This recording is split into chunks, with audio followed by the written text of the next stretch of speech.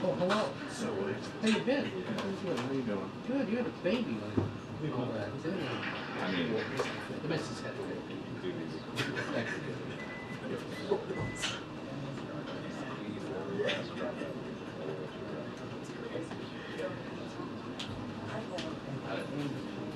Cheers, cover.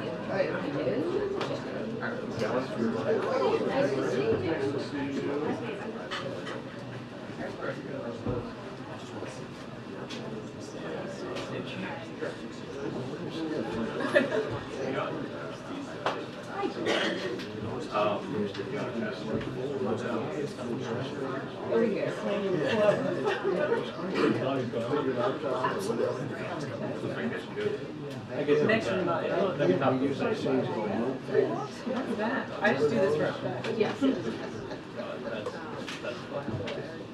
What if I too fast?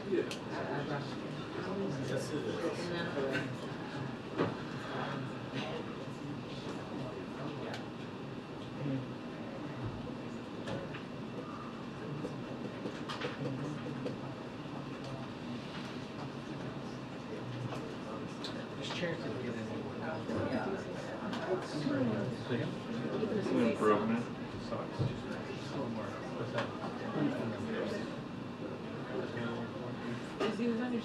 Still no. Hello. Welcome back, everybody. Okay, a couple things. Good afternoon. Good afternoon. This Saturday, our nation marked the 60th anniversary of the March on Washington, a seminal moment in our history and in our work towards equal opportunity for all Americans.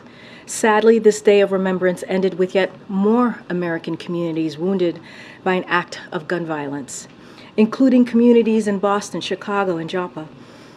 At least one shooting this weekend was reportedly fueled by hate and carried out with 2 firearms.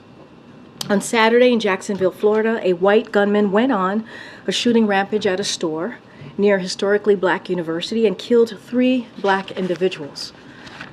Even as we continue searching for answers, we must say clearly and forcefully that white supremacy has no place in America.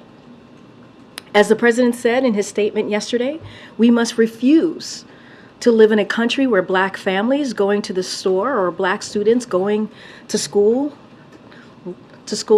live in fear of being gunned down because of the color of their skin. Hate must have no safe harbor. Silence is complicity, and we must not remain silent. And we must continue to do all we can to keep guns out of dangerous hands. The President and the First Lady are praying for the victims and their families, and this entire administration grieves with the people of Jacksonville. Earlier today, the President spoke to Governor DeSantis and told him he quickly approved the emergency declaration for Florida. The President also expressed the administration's full commitment and support to Florida. At the President's direction, FEMA has deployed 2 incident management teams to Tallahassee and has one in Atlanta ready to pivot as needed. The President continues to be briefed on the current trajectory of Tropical Storm Idalia, and the team here will continue to update him as the system progresses. Unfortunately, as you all know, Floridians are no strangers to these types of storms.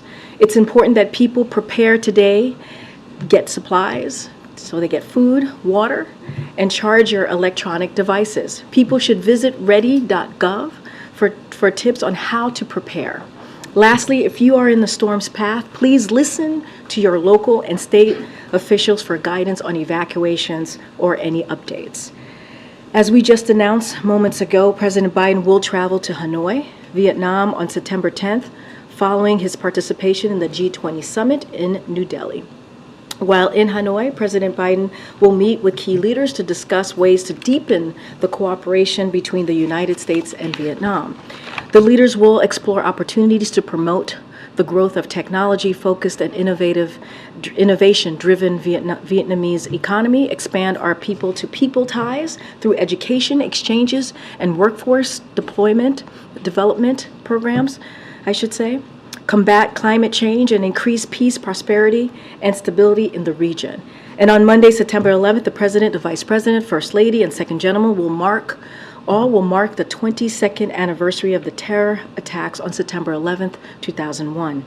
The President will travel from Hanoi to Alaska to participate in a memorial ceremony with members of the military and their families. The Vice President and the Second Gentleman will participate in a commemoration ceremony at the National September 11th Memorial and Museum in New York City, and the First Lady will lay a wreath at the National 9/11 Pentagon Memorial to honor the lives lost on September 11th. Today, the President and the First Lady visited students at Elliott Hine Middle School in Washington, D.C. to mark the start of the school year.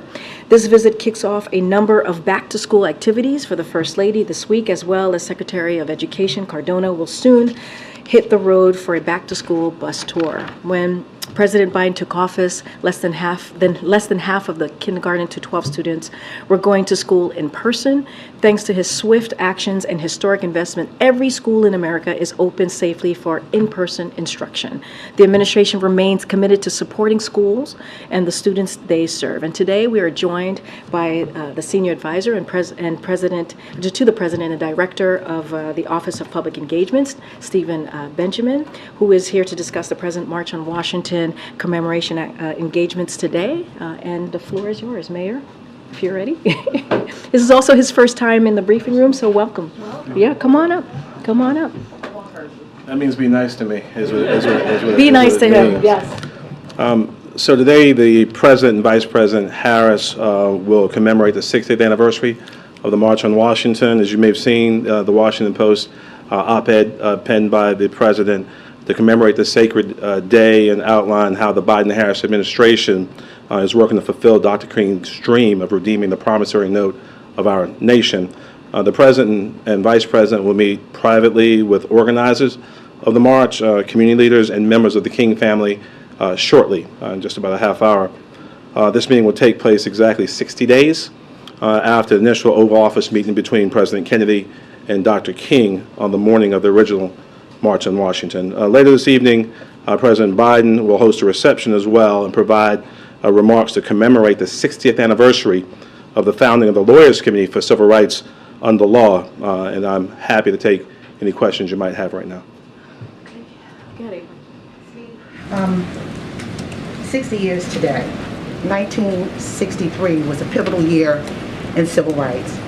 Medgar Evers was shot and killed in June of 63. The March on Washington in August of 63. 2 weeks later, 4 little girls were killed in a Baptist church. That was 60 years ago. Today, we are witnessing what's happened in Jacksonville. We've got laws in the books, policies, etc. What can this administration do to quell the hate that is on the rise that the FBI has quantified? Sure. I would say this. The administration has, since day one, since the President signed his first executive order on making sure that everything we've done is focused on equity in this administration, and all of his work since then, including obviously another executive order signed on the anniversary of Bloody Sunday to make sure that the sacred right to the franchise is protected.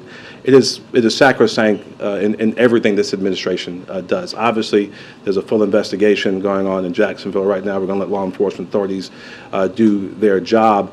But everything in this administration is focused on making sure that we try to appeal to the better angels against, it seems, a rising tide of not only racism, anti-Semitism, Islamophobia, violent attacks against our LGBT brothers and sisters, and even significant crimes against our AA and HPI community.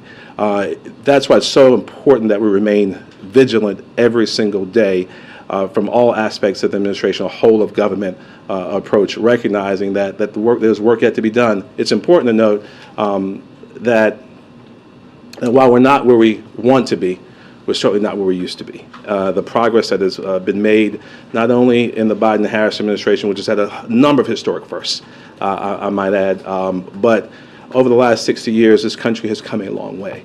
And we have to, I believe, people of goodwill have to lean in to that progress, but realize that we are on the front line against a rising tide of a lot of isms, and we've got to continue to push back together. That's embedded in the President's piece in the Washington Post. I encourage everyone to lean into it. Follow up on that, if I could, real quick. There's a lot of racial rhetoric going on in this political campaigning atmosphere. Is there going to be, or am I making a reach in this question, will there be a reach across the aisle to say enough is enough, we've got to stop this? Because a lot of this, people are saying, are stemming from a lot of this rhetoric. Sure, and I'd give a brief response to that. The President has endeavored, and I watch it in every engagement I have with him and every engagement he has with the public, to recognize the fact that he's the President of all of the United States of America. He speaks to people on both sides of the line, urban, rural, and suburban America, and he speaks again in a way that brings people together.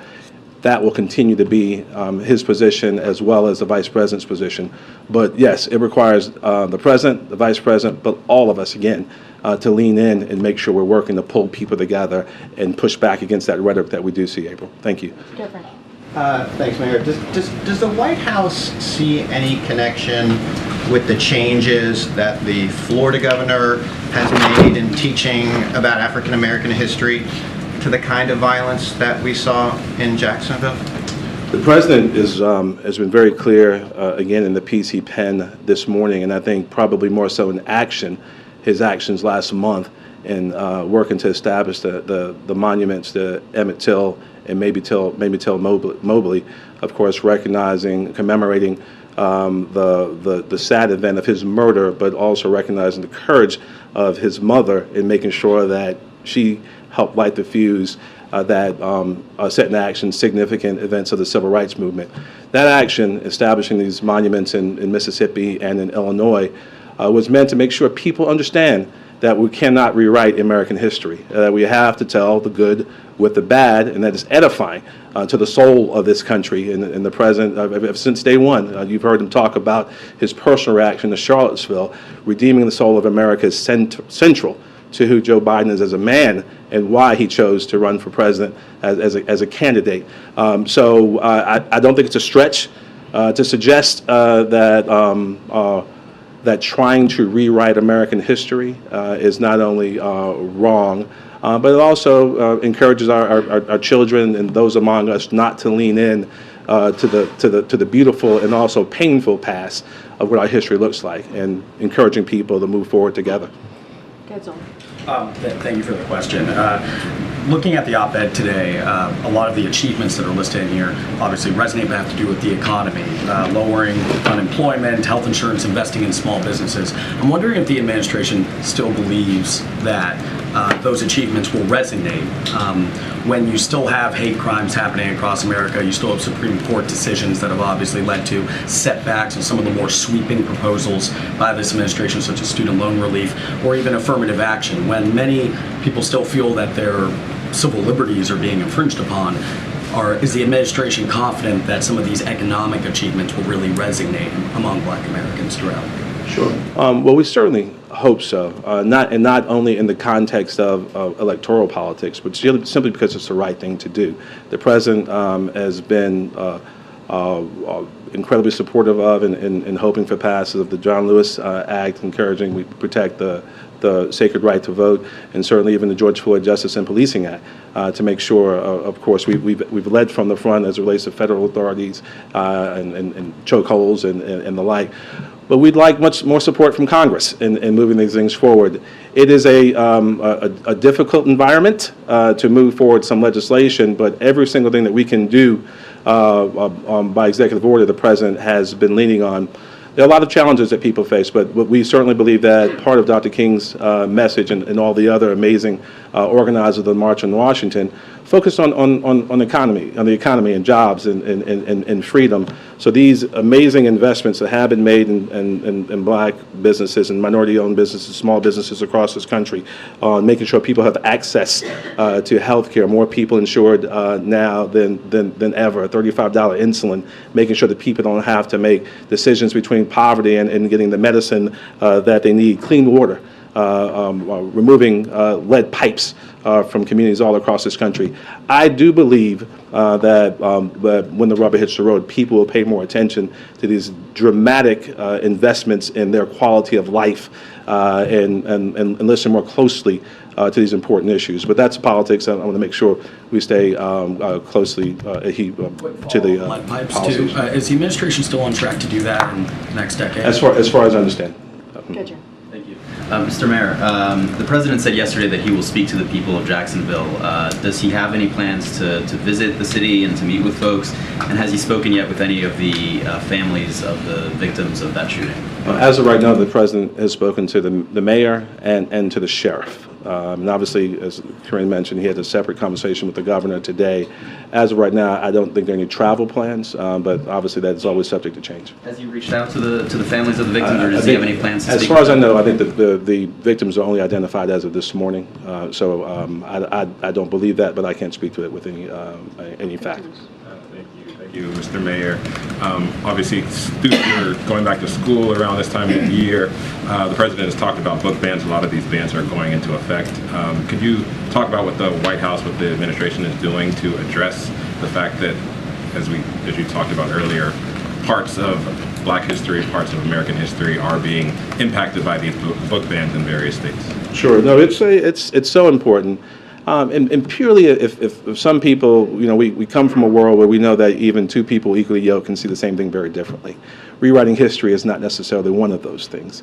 But if you do see these things philosophically differently, it's important to know, however, that our children, if we're going to compete on a global stage, must at least know their own history.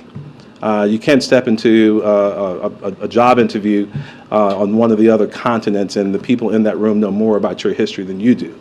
And I think purely as a matter of competition, not equity and common sense, it's important that children understand, again, the beauty of the greatest democratic nation in the history of the world, but also the challenges that brought us to this point. So I do know this is something that the president and vice president feel very strongly about, and we'll continue to make sure that we make full access to American history available to all of our children. Last question in the back. Thank you, Mayor Benjamin. I'm hoping I could get your reaction both as one of the president's top advisors and also just a black man living in America to former President Trump's supporters comparing his mugshot to that of Dr. King, given the anniversary that we're celebrating here in D.C. this week. I don't know if you've seen that, but there have been a lot of posts on social media. I've not seen that, and I feel better that I haven't seen that. The reality is that the sacrifices made by Dr. Martin Luther King Jr., and not just him and A. Philip Randolph and Bayard Rustin and Whitney Young and others, ought never be minimized. And because they not only represent the leaders of that past. I sat with Clarence Jones this weekend and Ambassador Andrew Young and heard some of these stories firsthand.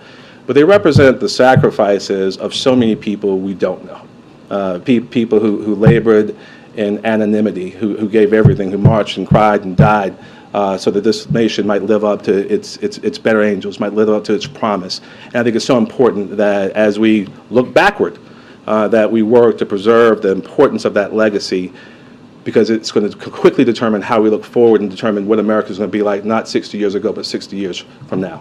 Thank you all so much. All right. Thank you, Mayor. Come back anytime. I don't know about that. We'll see. Please do come back. Thank you. Thank you, Mayor. Please do come back. 60 years. Let's do that. Not sure the connection, but okay. Chris. Hi, how are you? The President and the First Lady visited middle school today. Test scores for this age group are the lowest in decades, despite billions of dollars in investments from this administration. Is the White House's approach failing and not improving these test scores? If anything, look, there's going to be a lot of more work to do, right? That is understandable. That the work doesn't end didn't end when the president was able to open up schools, as I mentioned at the top. Remember, when the president walked in, more than 50% of schools were shut down because of COVID, because the last administration didn't have a plan, didn't have a comprehensive plan to deal with COVID and what it was doing to our economy and what it was doing to our kids. And because the president put schools reopening and businesses reopening and making sure that people got shots in arms, made that a priority, we were able to open up schools. Now, is there more work to do? Absolutely. As we've seen, the pandemic, COVID has had a devastating effect on our kids. And so, look, the president is committed to making sure that education for all of our children, regardless if you're in rural America or urban America, all across the communities, is a priority, and the students and the kids get what they need. And it's not just education, right? We talked about mental health, right? We talked about kids making sure that they're getting healthy lunches, right? That is something that this administration has provided. And so we've seen the data, we've seen the numbers. What it means to us is that more work needs to be done, and we're committed, and this president and this administration is committed to doing that work. Look, we're going to hear, as I mentioned, Secretary Cardona is going to go on a bus tour. He's going to go across the country as school is opening up. He's going to lay out what the Department of Education is doing to continue to improve our schools to make sure that students get the education and get the rightfully the education that they deserve. And so the work continues. I don't have a 10-step laid out for you, but I can say for sure that this president is committed, and you see that through the Secretary of Education, and of course, this is something that's incredibly important to the First Lady as well. Also, a new AP poll asked Americans an open-ended question on their thoughts on the president, and the most common response has to do with his age, how old he is in old president history. Does the White House have additional plans to demonstrate that he can continue to do the job at his advanced age and kind of allay some of those concerns? I mean, look, I appreciate the question. I get it often, as you know, and what I would say, and I've said this many times, and many of my colleagues have said this, the president says this, if you watch him, if you've seen what he's done the last 2 years, this is a president has had a historic administration in just 2 years. If you look at the more than 13.5 million jobs that he's been able to create, if you look at how he's been able to turn the economy around so that it works for middle-class Americans, if you look at the Inflation Reduction Act and what it's going to do to really help Americans as it relates to healthcare, as it relates to utility bills, if you think about the CHIPS and Science, I mean, this is a president who has taken historic actions, and not just with Democrats on the Hill, but in a bipartisan way. I just mentioned the CHIPS and Science Act, the PACT Act. In many ways, this president has been able to do things that is going to change how American families move forward, whether it is economy, whether it's health care, whether it is trying to make sure that they are able to give to their, do what they can for their family, for their kids. That is important, and so that's what we will happily to discuss as it relates to age, what the president has been able to do and how he's been able to deliver. And the last question is, the press pool spotted the president walking the Oval Office with his personal physician, Dr. O'Connor, a few minutes ago. Is there an appointment? Did he have a meeting about a health concern? This is the first time I'm hearing of that. Clearly, I did not see that, so I can't speak to that. I just don't know. Okay. Thank you, Karine. Good to see you. Good to see you. It's been a while. Welcome back. It has, for a lot of us. But, good to be here. It still has the new briefing room smell. Oh, it does, like a new car. Yeah. In the call he had with the governor of Florida this morning regarding the approaching storm and the shooting in Jacksonville, any chance the president raised his concerns with the governor about the state's new slavery education standards? So they kept it to what the readout was. Clearly, we always are very careful not to read out private conversation. They talked clearly about the president offering any assistance that the governor might need as we are talking about the Jacksonville shooting, as you all know, and also the storm Idalia that's headed to Florida. That is kind of that is clearly what's on everybody's mind as we see this potential Category 3 storm. And as a community is mourning, I don't have anything else to read out from that call, but clearly those are the two pertinent things at the moment that they were able to discuss. And the president wanted to make sure that that not just the governor, but the people of Florida knew and understood that this is the president, the federal government is with them through the different kind of events that they're dealing with at this time. If need be, they'll get back on the phone together. If need be, absolutely, if need be. And let's not forget the major declaration the president approved within hours, right? As I mentioned, as we are now watching this potential Category 3 hurricane that could hit Florida, which is important. Two others, if I could. Now that we know that he's officially going to Vietnam, it raises a question we've sort of had throughout the year, and that is, are there still plans to someday soon meet with Chinese President Xi? Well, I'm just going to go back to what the president said during his press conference at Camp David very recently. He spoke to this. Don't have anything else to add. He has been very clear that he is looking forward to having that discussion at some point. Just don't have anything to share at The this White House would like to do that this year? I'm not going to put a timeline on it, but they've spoken multiple times in the past 2 years or more than 2 years of this president's tenure. I just don't have anything else to share. And the House Speaker yesterday said moving towards impeachment now is, quote, a natural step forward and would be an opportunity for Congress to get all the information they need, for his words. What is the White House's response to the apparent march to impeachment by House Republicans, and does it make working with him this fall on matters of dollars and cents especially any more difficult? So look, Ed, I can't really speak to the House Republicans and what they're focusing on. They can speak to that. You've heard from Speaker McCarthy. Not going to dive into what's in his head or what they're thinking or what they want to do on the other side of Pennsylvania. The president is focused on what real Americans care about, the real priorities that Americans care about. I just talked about how the president and the first lady visited a middle school today, and one of the messages that he wanted to make sure that he highlighted is the importance of every child in America having access to quality education, public education, and also let's not forget what we're celebrating today, 60 years, or commemorating today. That's what the president's going to focus on. Later this week, he's going to focus on lowering health care costs, which is something that this administration has worked on the past 2 years. Response to Maui wildfires, you just asked me about his conversation with the governor of Florida and what they're dealing with, a very devastating shooting that we saw in the city of Jacksonville, and this hurricane that's about to potentially hit Florida. Those are the things that the president is going to focus on. Look, and you ask me if how the president's going to work with Speaker McCarthy. Look, this is a president who wants to work in a bipartisan way, and he has been able to do that as it relates to historical pieces of legislation. He wants to continue to do that, and he hopes congressional Republicans would continue to join him on doing that. And that's going to be his focus instead of more baseless political stunts. That's what they're focusing on. Some of the frustration appears to be the inability to get information out of the State Department, the Homeland Security Department, other aspects of the government. Is there any validity to those criticisms in the view of the White House, or should the White House be perhaps urging departments to cooperate with ongoing investigations? Look, we are always, of course, urge the different agencies and departments to work with Congress. Of course, that is something that we always urge, and I can't speak to what they're complaining about. What I can speak to is what the president is focused on, and again, we want to work in a bipartisan way with congressional Republicans. That's what we want to do. We want to get things done for the American people, issues that actually matter to them, not these political stunts that they're clearly focused on. Go ahead, Mayor.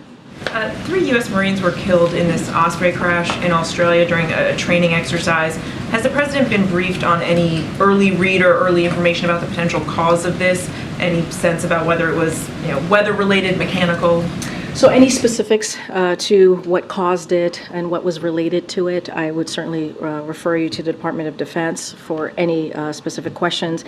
Yesterday, the President extended his condolences to the families of the Marines who lost their lives in this horrific crash, as well as his prayers to those who also suffered injuries.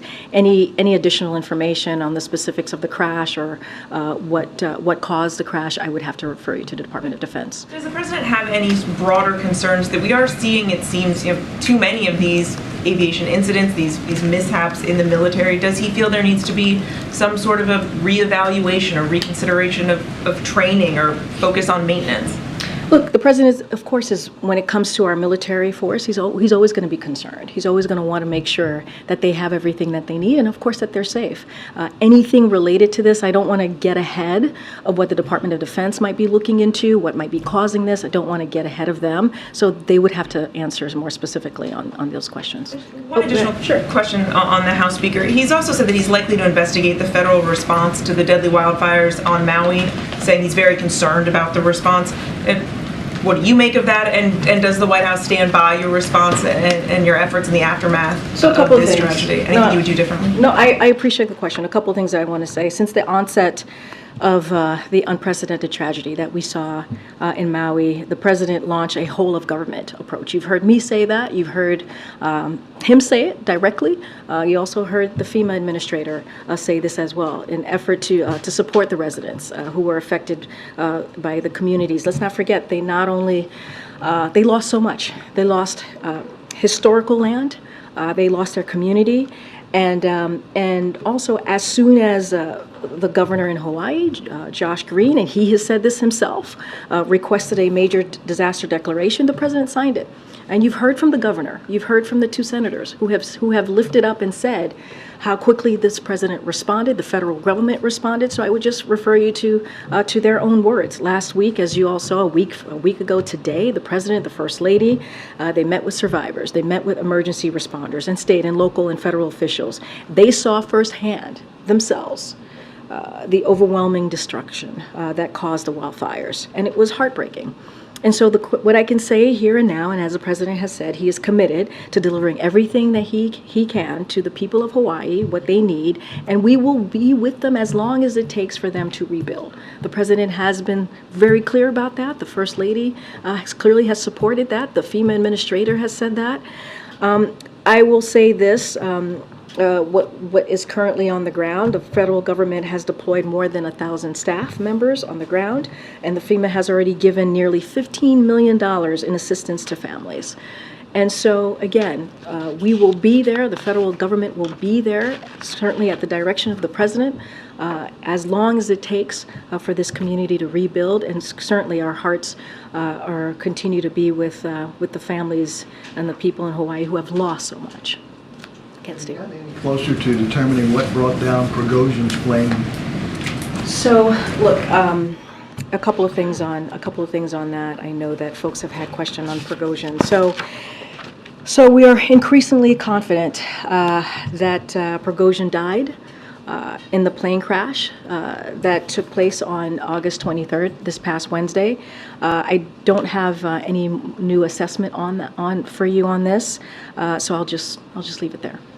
Secondly, the president said in Tahoe that he had tentatively decided to recommend everyone get the new vaccine. When is he going to decide finally? So as I think you've heard from the FDA and CDC, they've made an announcement on the new vaccine. So certainly they said that there'll be an updated vaccine mid-September, I believe. So we know that, as you all know, vaccinations against COVID-19 remains the safest protection for avoiding hospitalization, long-term health outcomes, and death, which is why we are going to be encouraging Americans to stay up to date on their vaccines. I would refer you to DHS, as they have, I just mentioned, FDA and CDC mentioned that they'll have the new vaccines by mid-September. Thanks, Karine. We're about a month away from the government running out of money, potentially shutting down. What's the president's plan to avert a government shutdown? So look, I'll defer to Congress on the government shutdown. There shouldn't be no reason, right, for Congress to shut down the government. None at all. None. They should fund vital government programs for the American people, and these critical needs we've requested emergency funding for. There should be none. And so that is for Congress to speak to. And as you know, senior administration officials, including the OMB Director Shalonda Young and our Legislative Affairs shop, we have had numerous conversations with members of Congress. We'll continue to do that. And we'll continue to engage with them, and we'll continue to underscore the importance of delivering on these bipartisan priorities that was agreed upon, that the American people want to see. And so, look, that is for Congress to answer. There should not be a government shutdown. There shouldn't be. Does the president support passing a short-term spending bill to keep the government funded, and does he have any plans to speak with the speaker about So this? look, again, that's something that I'll defer to Congress on the length of potential continuing resolution. Again, there should be no reason for a government shutdown. I don't have any conversation to read out or to predict for you that the president's going to have with the speaker. As I mentioned, the OMB Director, Shalonda Young, has been in contact with members of Congress. So has his Legislative Affairs shop. They have continuous conversations about this, underscoring the importance of these vital programs that the American people need. And so they should uphold this bipartisan commitment. That's what the American people want to see.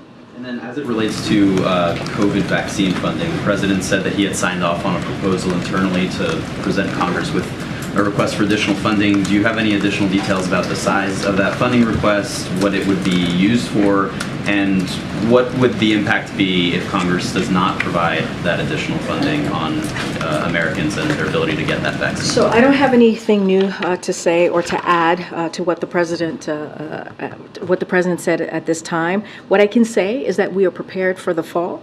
As the CDC and FDA mentioned, that we will have vaccines available by mid-September. We believe we are in the strongest position yet to fight COVID-19. A lot of that is because of this work that this president has done since day one of his administration. Okay. Thank you, Karine. A couple weeks ago, some members of Congress, it was over 50 Republicans and Democrats, they sent a letter to the administration asking for help with H-1B workers and the backlog. In light of concerns about Canada recruiting H-1B holders from the United States, I wanted to ask, does the administration agree with these members of Congress that these workers, these H-1B workers, need more flexibility to do things like change jobs, travel abroad, for example? So look, as we have said many times before, this is an outdated immigration system. We've asked Congress to update our woefully outdated immigration system. We've been very clear on that, including the temporary visa programs that haven't been updated in more than 2 decades. And so under current regulations, as you know, workers on certain temporary visas usually have 60 days to secure new employment, pursue a different visa classification, or make preparations to depart the United States. So Congress needs to do their job and pass legislation updating our immigration laws to reflect the needs of where we are currently in this 21st century economy. So look, the president, even on his first day, as we've said many times before, he put forth an immigration reform legislation because he took this very seriously. He wanted to make sure that that was that was the first piece of legislation that he put forward on his day one, because this is such a broken system. They're asking specifically, though, for executive action. Is the administration not willing to go that far? We are saying that Congress needs to do their job. That's what we're saying. This has been 2 decades since this particular visa has been upgraded and updated. And so it's for Congress to act. That's what they need to do. And can I ask you just briefly, can you talk about Thursday, the Philadelphia trip? What's the plan? So I don't have anything to share on Thursday. We'll certainly have more to share in the coming day or two. On China, there are a lot of different tension points, but one of them we've been reminded of, and that is the fact that China retains ownership of all the pandas at the zoos in the United States, including the Smithsonian National Zoo. And is there any chance the president is going to ask President Xi to let the pandas stay? I think the panda is supposed to leave at the end of the year. Okay, so I don't have anything new to share, any update to share on the pandas timeline. But as soon as, if we have anything to share, we certainly will share it. Would the president share the concern of many Americans who love the pandas? Well, we all love the panda. I just who have visited and seen this panda, but I don't have anything to share. I've missed you. Welcome back. Thank you. It's good to be back. Yeah? How's baby Karine? She's good. She Oh, baby KJP. very nice to her dad. Oh, during your Just your like leave. adult KJP. Oh, that's good. I like that's good. Okay. I have another question that you probably were not expecting. Okay. Does President Biden want to limit Americans to 2 beers a week? Where is this coming from? Maybe I didn't miss you so much. Where is this coming from? All right. Well, Dr. George Koob, who is the director of the National Institute of Alcohol Abuse and Alcoholism, says the U.S. may soon follow Canada and recommend just 2 beers a week. How do you guys think that's going to go? Let me tell you what I'm not going to get involved in that question right there. I have no idea. I've not seen the data. I cannot speak to this. I will leave it to the experts and not weigh So if in. the experts say 2 beers a week, that's okay with I President Biden? I will leave it to the experts. I'm just not going to comment on that. Okay, something else. The Secret Service is paying $16,000 a month now to stage near Hunter Biden in Malibu. Who's paying for that? That's a question for the Secret Service. Okay, Hunter Biden is reportedly selling art to pay for his $15,800 a month rent in Malibu. How can you guarantee that people are not going to be buying this art to gain favor with the president? That is a question for Hunter Biden and his representatives. It's a I question know. of I hear. ethics I hear. at the White House. We know I that hear one of your the art question. buyers got a job from the Biden administration. Can you guarantee that there is I no hear. quid I pro hear your quo? question. I'm not going to get involved in this. That is a question for Hunter Biden's representatives. So, but we know that from a Hunter Biden associate now that he sold the appearance of access to then Vice President Biden. Are you confident that he has stopped doing that? That is a question for Hunter Biden and If his somebody is representatives. selling the appearance of access That to the is- White House, that that is is- a question for the White House. No, that is your I don't know how you're perceiving That's my that. reading of sworn testimony by Devin Archer. He said. I am just not, Peter. I'm just not going to get into this. I'm just not. So, this testimony, since the last time that I was in here, Devin Archer talks about how he and Hunter Biden tried to profit off the Biden brand. What is the Biden brand? I'm not going to get into it from here. I'm not going to get into it from here. We're going to move on. Go ahead. Thanks. I have a question. First of all, happy first day of school. Happy first day of school. But seriously, what is the message that the administration has for the millions of girls in Afghanistan who can't go to school because the Taliban won't let them? So, look,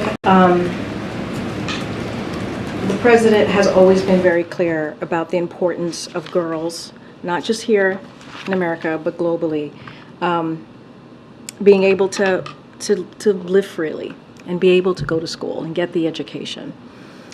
And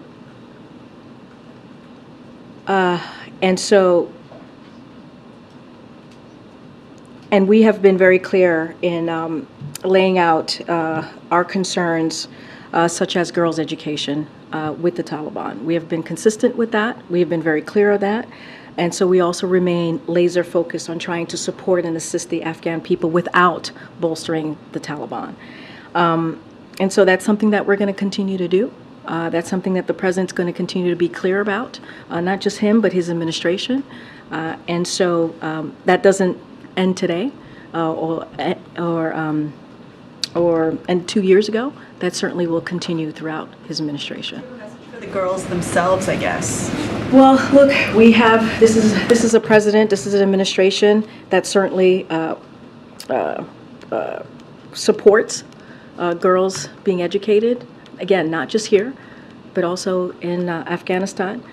We are going to make that very clear as we consistently assess our relationship and approach, right, with the Taliban. That is going to continue, and we're going to assist. We're going to assist the Afghan people as much as we can, right, without bolstering the Taliban, and that has been our commitment not just the last 2 years, certainly for the past few decades. And then quickly on Vietnam, the statement you put out doesn't mention human rights or the fact that the chairman is the leader of a socialist communist country that's been backsliding on human rights. Is that going to be part of the conversations? And you've heard us say this many times. You've heard it from our national security advisor. You've heard it from the president. You've heard it from many members of this administration that this is a president that never shies away on bringing up human rights with any leader. And so I'm not going to get ahead of the agenda. I'm not going to get ahead of a conversation, but certainly this is not something that the president, when it comes to human rights, it's not something that the president shies away from, and he certainly brings that up. Karine, the president was asked yesterday if he could speak to Governor DeSantis and responded by saying that he'd speak directly to the people of Jacksonville. Did he just mean at the top of his remarks later this afternoon, or is he planning to travel to Jacksonville? So as the mayor just stated, we're not tracking certainly any travel to Jacksonville. The president, you saw the president's statement. You heard it from me. You heard it from the mayor. Our hearts going out to the people in Jacksonville. Certainly, we're going to do everything that we can. The president spoke to the sheriff. He spoke to the mayor. So just don't have anything else to share beyond that. On Vietnam, Politico reported that part of what would be announced, and I know you gave kind of a long readout at the top, was a strategic partnership agreement on AI and semiconductors. Are you expecting them to sign that? So we'll have more to share on that trip, on the agenda, deliverables, what we're expecting the conversation to look like and to be. I just don't want to get ahead of that at this time. Last one, while we're gone, there's a report that you guys were considering a meeting with MBS around the G20. They'll obviously be attending, I think, for the first time as a sort of the head of state designate, and it comes as energy prices have been high this summer and headed into next summer, where there's a lot of anticipation that they could remain there. So I'm wondering if that's something that's actively in the works, or. So I don't have anything to share on any bilateral meetings that the president might have on at the G20. If we were to have any, certainly we will lay that out for all of you or announce that to all of you. Any sort of top line stuff about what you're hoping to accomplish at the G20? The G20 more broadly? So he's going to reaffirm, the president will reaffirm the U.S. commitment to the G20 as the premier forum of economic cooperation globally.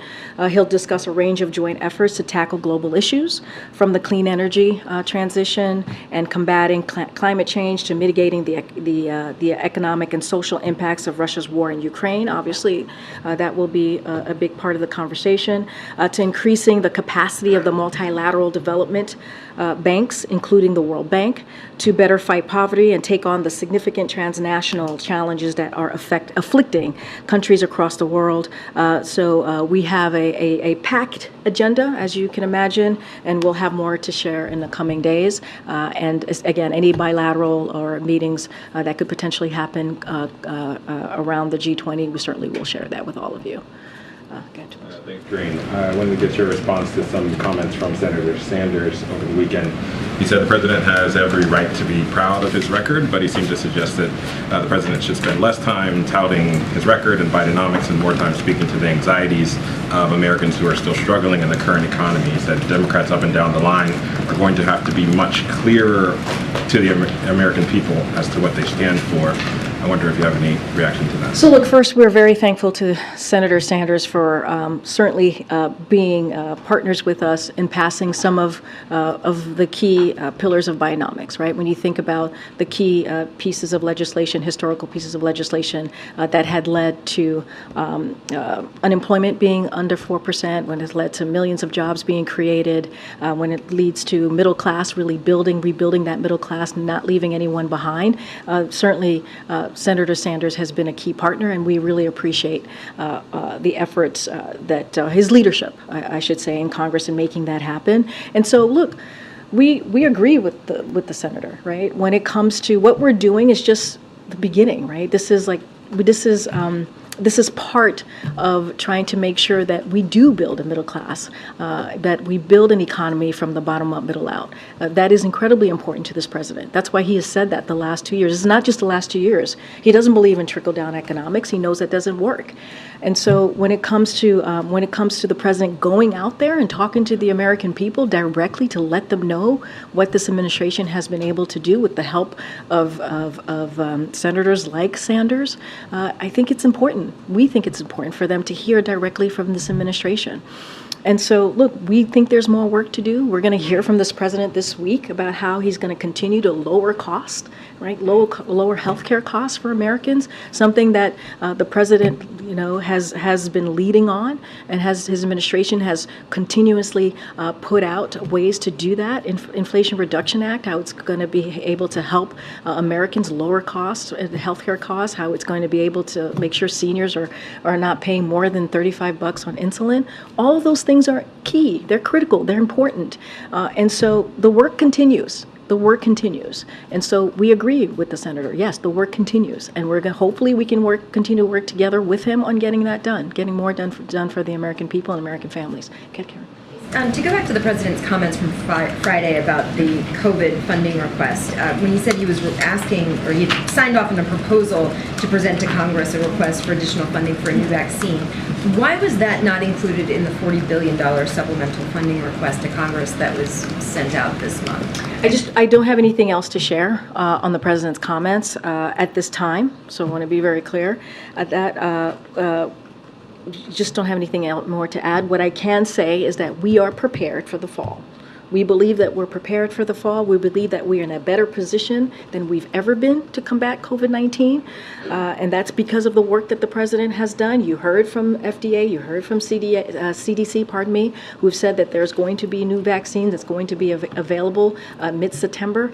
And look, because of the work that this administration has done with the leadership of this president, we have been able to put together a comprehensive way to deal with this pandemic, to deal with COVID-19. And we have put forth multiple tools to do that. And the vaccine clearly is one of that. As it relates to what the president said, I just don't have anything to add at this time. And on that new vaccine that's going to be available in mid-September, the CDC data says that only 56 million Americans, 17% of the population, received the updated shot last year. What type of public messaging campaign or effort will the administration and the White House be doing starting in mid-September to get people to get that shot, to get more people than last year to get that shot? As you know, Karen, this is an issue that you have followed very closely for the past 2 years. And you have known that this administration, when it comes to informing the American people about these vaccines, about the different tools that this president and this administration has put forward, we have really put informing Americans as a priority. And so we'll continue to do that.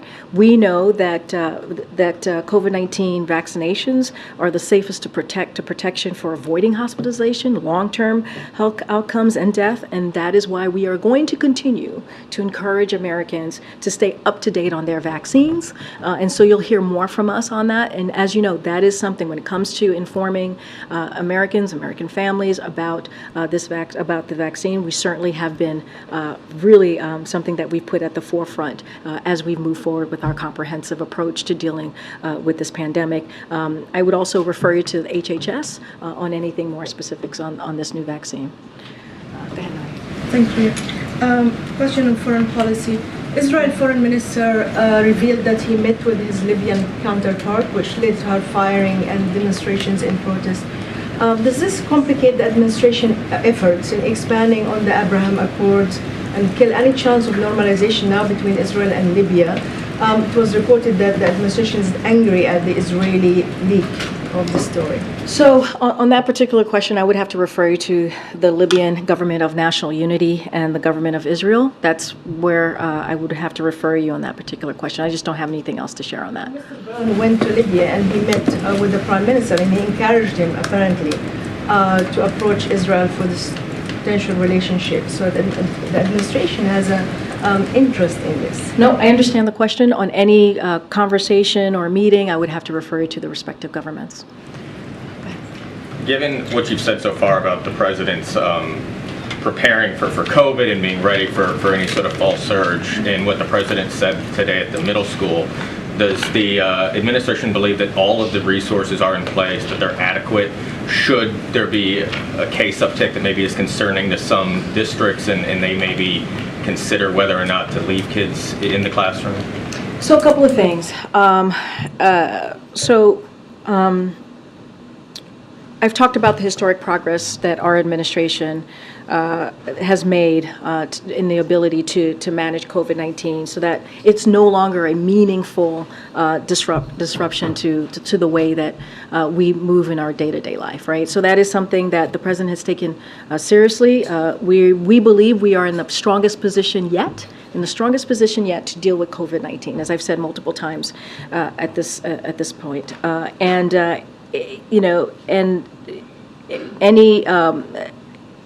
Anything that we might see in the fall or in the winter. And that's because safe and updated vaccines that will be available in mid-September, widely available at-home COVID tests, right? I talked about the different tools that this administration has been able to put forward, widely available effective treatments, which can reduce the risk of severe illness, hospitalization, and death. And we are also going to encourage Americans to get their updated COVID-19 vaccine in addition to their annual flu shot. Let's not forget, that is important for Americans to get, and an RSV immunization for people over 60 and for infants. That is something that we're going to continue to make very clear to Americans across the country. As it relates to any uptick nationally, while the CDC is reporting an increase in infections and hospital admissions overall remains low. But again, we believe that we are in a good position, in the strongest position that we have been in the past 3 years or so to deal with COVID-19. There's going to be an updated vaccine in mid-September. We're going to continue to encourage Americans to get their updated vaccine, to stay updated on their vaccines more broadly, but also to make sure they get the RSV and also to make sure that they're getting the flu shot. I guess specifically, though, is there a message to school districts as kids are back in school now? And it's not just COVID. As you mentioned, there are a lot of things that can make kids sick this time of year. I mean, that's why I mentioned the RSV. That's why I mentioned the flu, right? All of those things are important for Americans to stay updated on. So as kids return to school, to your point, CDC continues to recommend that people are up to date, again, on their COVID-19 vaccines. The agency has also laid out a number of steps people can take to keep themselves and their loved ones safe. If folks go to cdc.gov, it's important. If Americans or their families across the country have any concerns, any questions, they should go to cdc.gov, and they'll lay out ways to protect their loved ones, to protect their kids.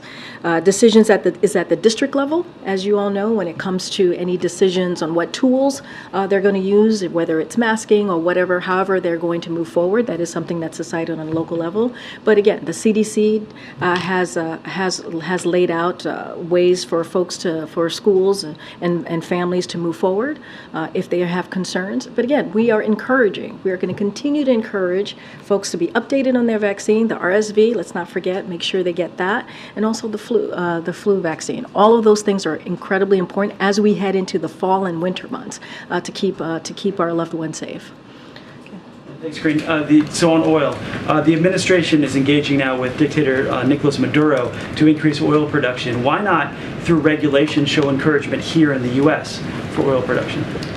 So a couple of things. So the U.S. is going to continue to work to support the restoration of democracy and the rule of law in Venezuela. That is something that we're going to continue to do, and has been our longstanding position. Should Venezuela take concrete actions toward restoring democracy, leading to free and fair elections, we are prepared to provide corresponding sanctions relief as well. At this time, Venezuela has not taken the necessary steps, and our sanctions remain in effect, so nothing has changed there. So new leases were issued for the Gulf of Mexico for drilling, yet in that they removed 6 million acres of land to do that. Plus, there were additional restrictions placed on ships, specifically for oil and natural gas, to deliver those products. Why continue to constrict the U.S. energy industry? Meaning in Venezuela specifically? No, I'm talking about Gulf of Mexico. Now, I'm talking about oil. Second question about. Okay. So there was new leases were offered for the Gulf of Mexico, but in those new leases, the administration has reduced the amount of acreage by 6 million acres to do that. And in addition, they restricted ships taking the oil from the rigs and natural gas from the rigs to the shore. So again, why continue to add restrictions on that industry? So we don't believe we add restrictions on that industries. I want to look specifically on what you lay out those restrictions were and what was provided on the Gulf of Mexico. So I want to get back to my team and make sure that what you laid out is exactly how it was announced, and we'll get back to you on that particular questions. But that is not something that we believe that we are doing. One more on UAW. Is the president going to get involved? Has he been talking with UAW at all? Well, you heard from the president yesterday. He spoke to this when he was asked about the UAW. Clearly, he has been. This is somebody. This is a president that believes in investing in America and has ensured, right, when it comes to the future of automaking, it will be built here in America and by American workers. He's been very clear about this. This is a president that has overseen historic increases in labor union participation during his time in office, and unions themselves have labeled him, as you hear us say this all the time, the most pro-union president.